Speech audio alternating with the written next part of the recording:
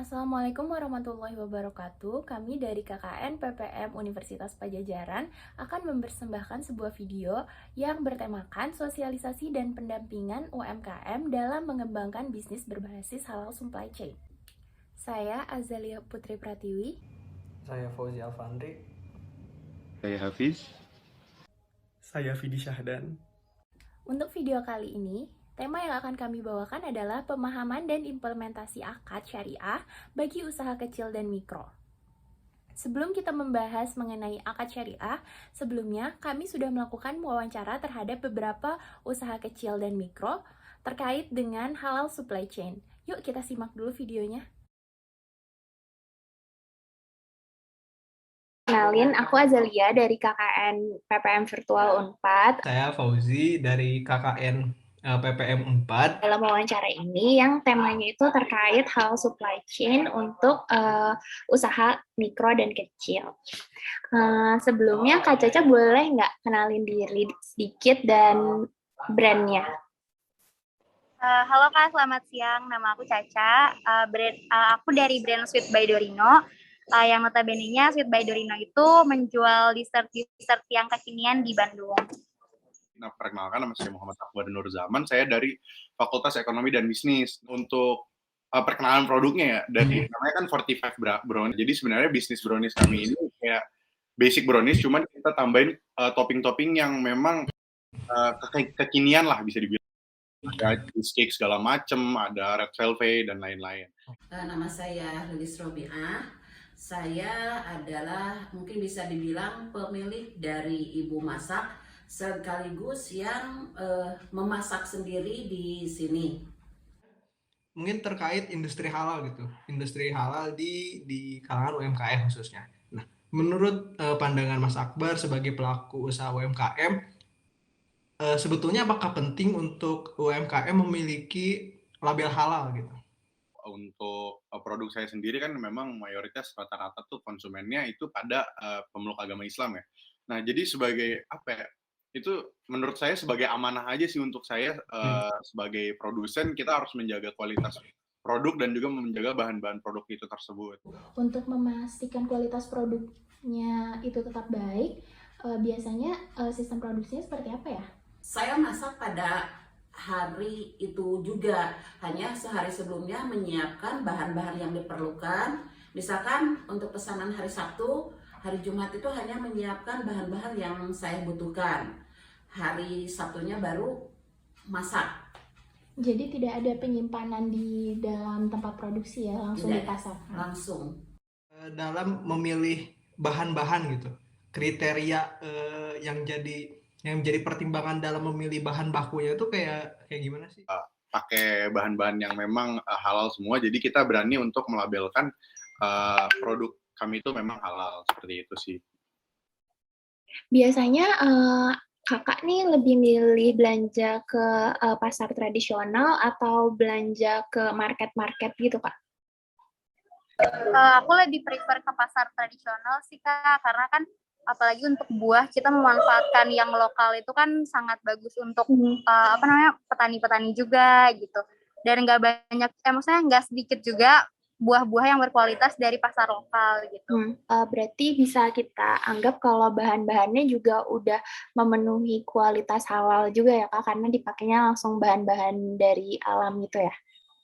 Betul sekali, soalnya kita juga kan harus milih-milih barang yang dikonsumsi sama masyarakat umum apakah memenuhi standar, dan jangan sampai ketika kemudian hari ditanya apakah ini alami atau enggak gitu. Karena dengan slogan kita kan itu homemade Kak, jadi kita juga harus mempertahankan kualitasnya gitu.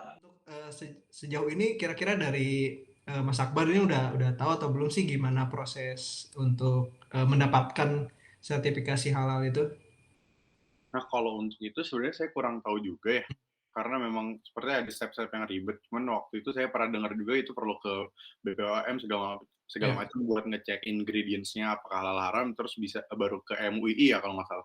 Terus saya juga rada lupa, jadi saya belum ada sertifikasi halalnya sendiri sih.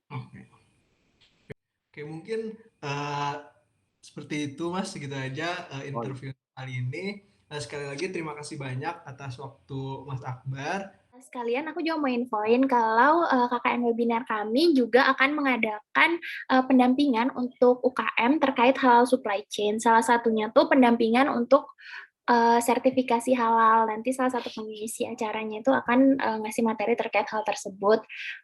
Webinar ini tuh akan diadakan hari Kamis 5 Agustus 2021. Kalau kakak tertarik bisa hubungi aku.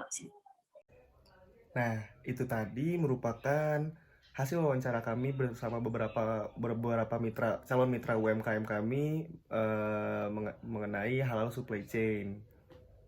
Selanjutnya, kami akan sedikit memaparkan materi terkait halal supply chain dan pentingnya akad dalam bertransaksi syariah. Halal supply chain. Pertama-tama kita akan bahas terlebih dahulu nih mengenai halal supply chain. Apa sih halal supply chain itu? Halal supply chain atau rantai pasok halal merupakan tahapan untuk menciptakan suatu produk yang halal. Apa kaitannya dengan produk halal? Dalam Islam sendiri, mengkonsumsi produk halal adalah bagian dari keimanan karena diwajibkan oleh syariat.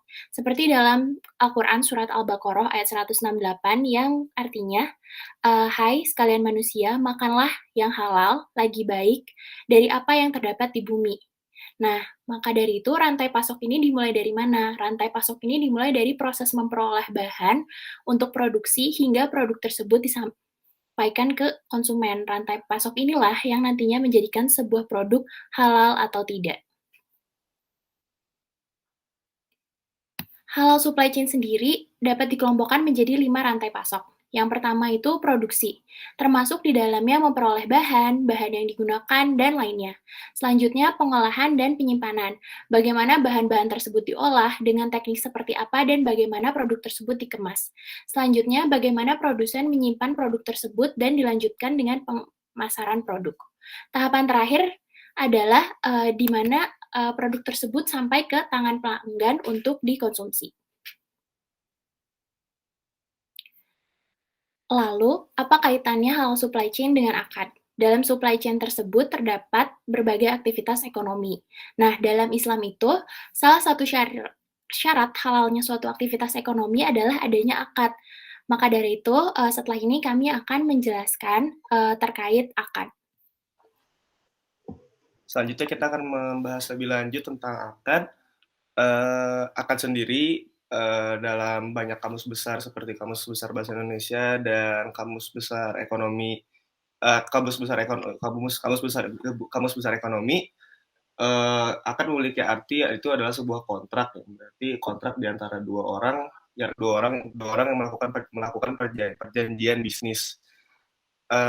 Sementara kalau menurut ulama fikih, akad memiliki dua arti khusus.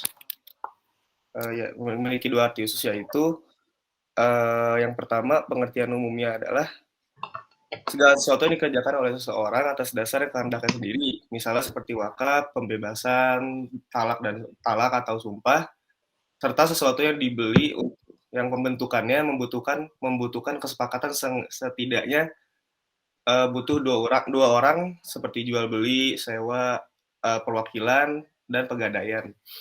Sementara arti khususnya itu artinya itu intinya adalah perikatan yang ditetapkan dan disebutkan dalam ijab qabul berdasarkan hukum syara yang terdapat pada objeknya. Jadi intinya adalah akad merupakan perjanjian yang mengikat kedua belah pihak atau lebih dengan membuat perjanjian dan kesepakatan atas sebuah rencana atau objek tertentu yang disebut dalam ijab qabul. Akad ini menjadi hal yang sangat penting dan substansial dikarenakan akad merupakan pembeda antara transaksi syariah dengan non syariah. Next. Kemudian kita masuk dalam jenis akad. Jenis akad pada umumnya disebut oleh para ulama ada dua. Yang pertama adalah akad tabaru atau bisa disebut dengan akad kebajikan, dikarenakan dalam perjanjian ini atau obligasi ini kedua belah pihak atau lebih sama-sama tidak mengambil keuntungan. Akad ini bisa dilakukan untuk dengan tujuan saling tolong-menolong antara sama pelaku usaha tanpa mengharapkan adanya timbal balik berupa keuntungan.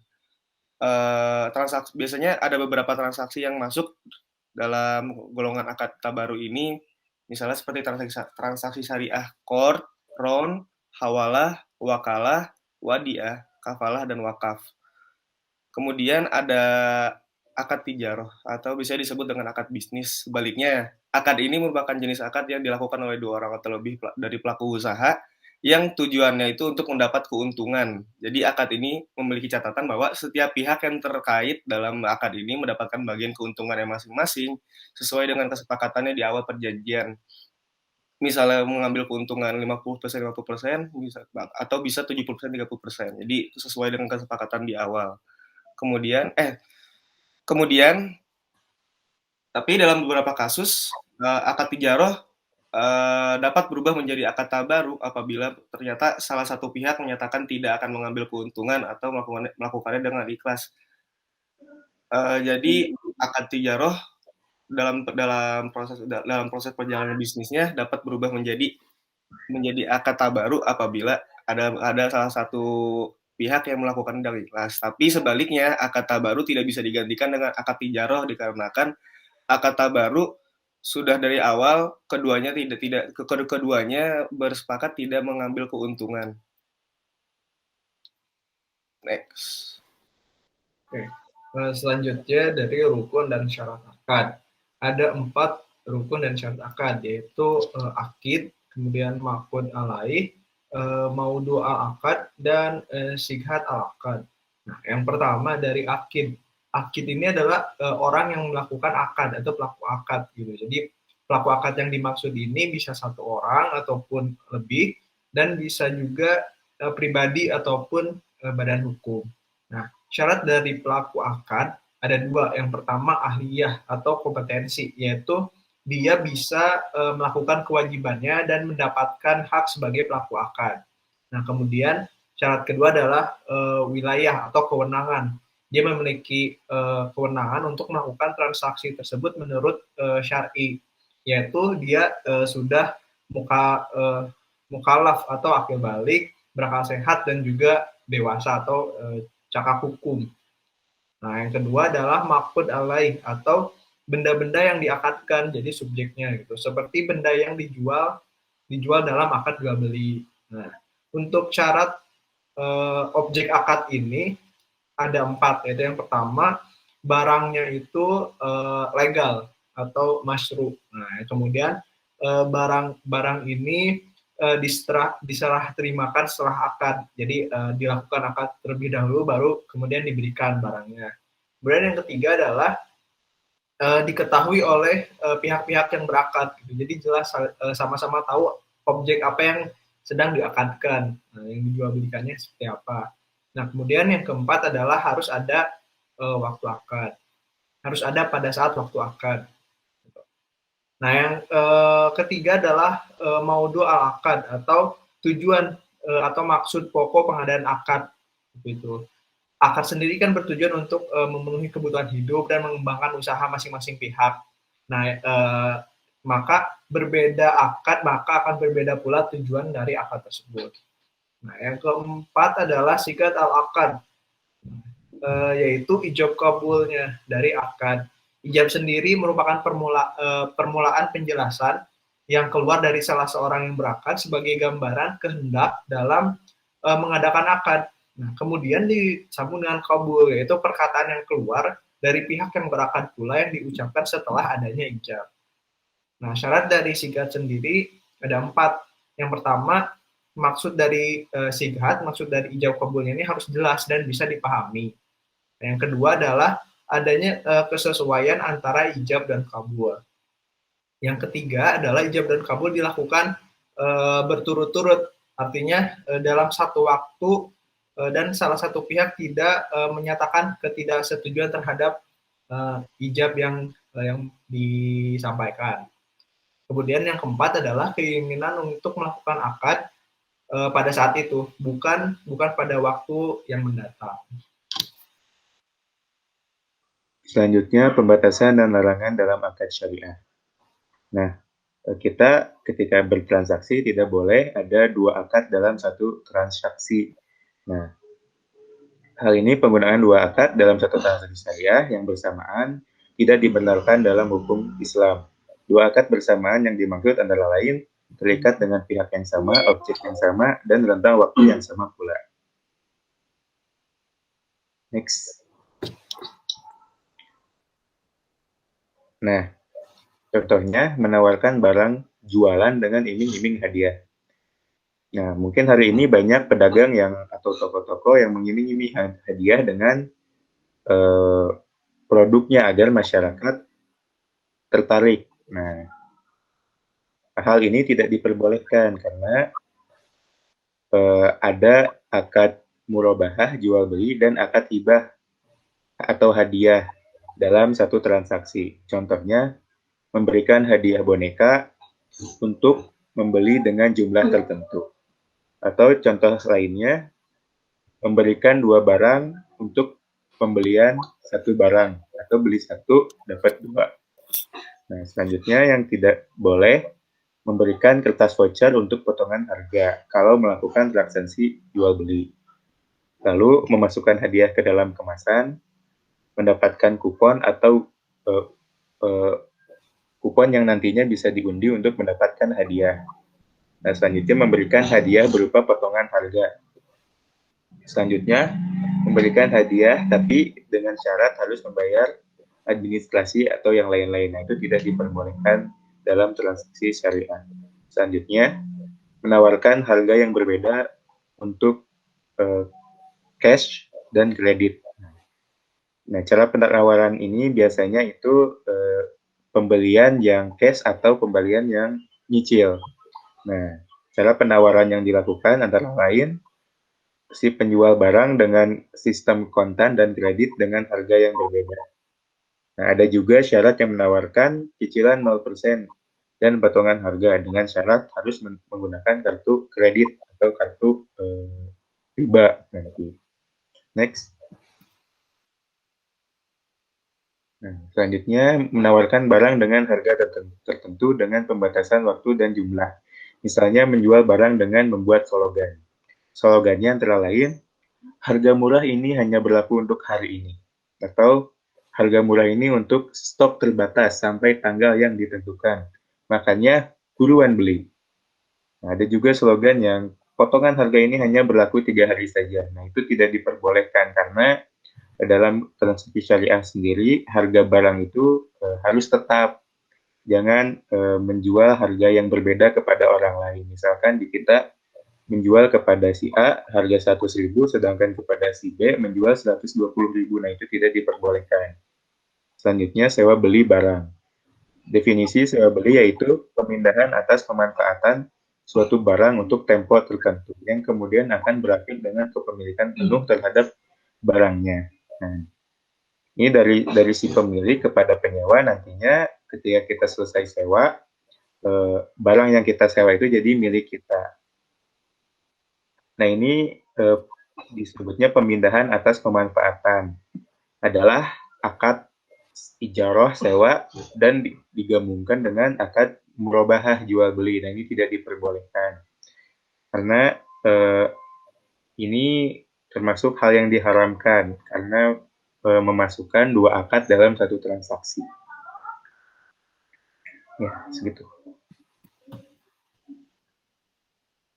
Sekian pemaparan materi dari saya. Mungkin sekian video dari kami, KKN PPM Virtual Universitas Padjadjaran.